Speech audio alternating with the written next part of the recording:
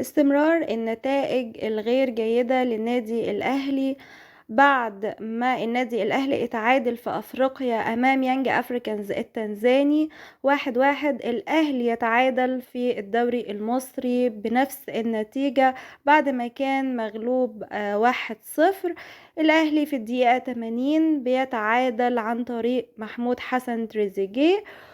وللأسف الشديد الأهلي بيستمر في نزيف النقاط في الدوري، ويستمر في المركز الثالث ب27 نقطة، ولكن الأهلي صحيح لسه له مباريات مؤجلة، وفي نفس الوقت المنافسين الزمالك وبيراميدز عندهم مباريات لسه هيلعبوها في نفس الجولة 17 من دوري نايل.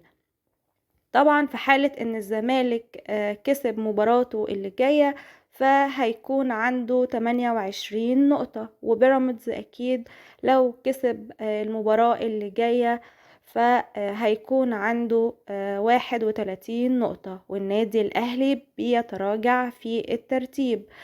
النادي الأهلي مشكلة كبيرة جدا بيعاني منها. صحيح هنقول إرهاق اللاعبين بسبب المشاركة مع المنتخب والسفر في أفريقيا والعودة للدوري المصري، ولكن البطل ما بيهموش أي حاجة من الموضوع ده، ولازم يكون عندنا البدائل. النادي الأهلي الكرة بتتقطع منه. البنك الأهلي كان أفضل من الأهلي، وكانوا يقدروا يسجلوا هدف و2 و3 وكانوا ممكن يكسبوا المباراة.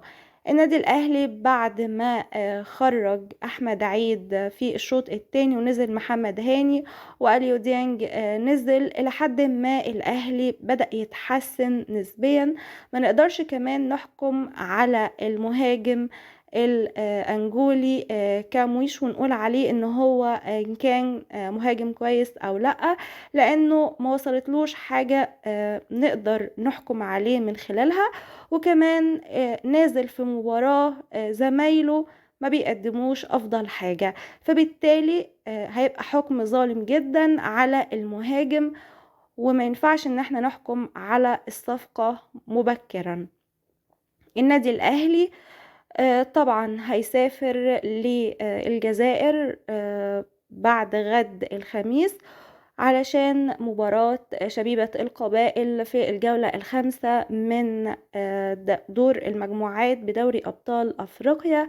إن شاء الله الأهلي يقدر يفوز في المباراة دي، لأن بقينا بنحس إن الفوز بقى صعب جدا تحقيقه مع المارد الأحمر، ولاعيبة الأهلي بقت بتصعبها علينا جدا.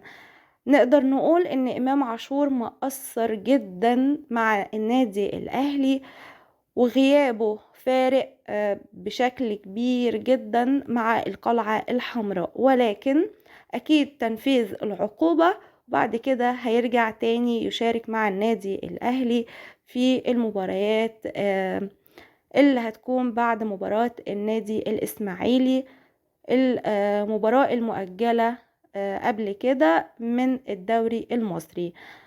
النادي الأهلي لازم يشوف أخطائه، لأن الموضوع يعني ما عادش يتحمل أكتر من كده نزيف نقاط، سواء في الدوري أو في بطولة أفريقيا، لأن الأهلي دول البطولتين اللي لا يزال بينافس فيهم الموسم ده.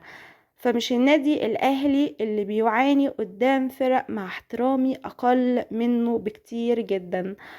حرام اللي بيحصل من النادي الأهلي ونزيف النقاط، وإنك بتتفرج على المباراة وخايف إن النادي الأهلي يتغلب او ان يدخل فيه جول في اي لحظة. مش النادي الاهلي هو اللي يسجل جول. عندنا محمود حسن تريزيجيه هو هداف الفريق، سواء في الدوري ب6 اهداف او في بطولة افريقيا ب5 اهداف.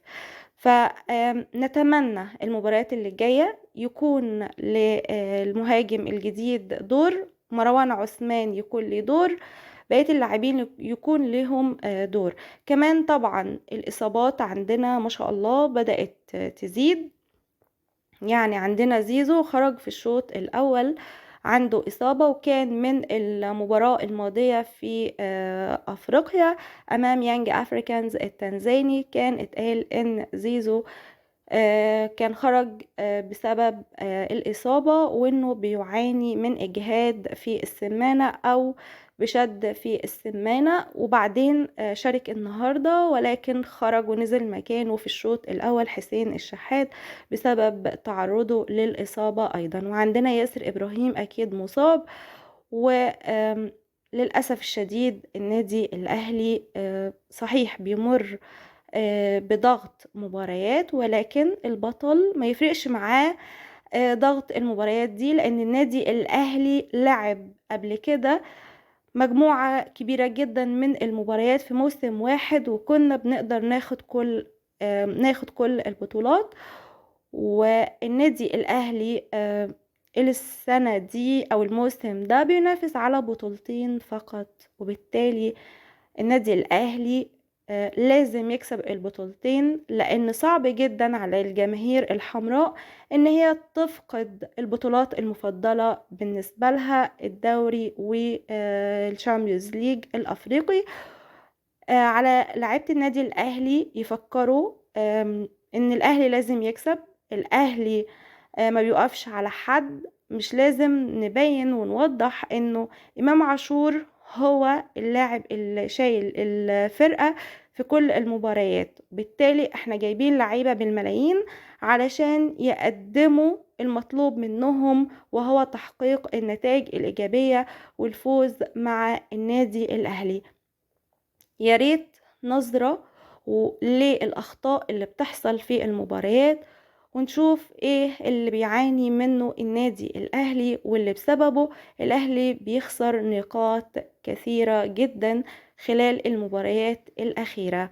إن شاء الله الأهلي يقدر يرجع أقوى خلال الفترة اللي جاية، وإن شاء الله من مباراة شبيبة القبائل بإذن الله يوم السبت اللي جاي في الجزائر نتأهل لربع النهائي إن شاء الله في دوري أبطال أفريقيا، ويرجع الأهلي يلعب مع الإسماعيلي في المباراة المؤجلة ويحقق الفوز والثلاث نقاط، وبإذن الله المنافسين يحصل معاهم دروب والأهلي يرجع لمكانه الطبيعي وهو صدارة الدوري، وإن شاء الله تحقيق اللقب في نهاية السيزون.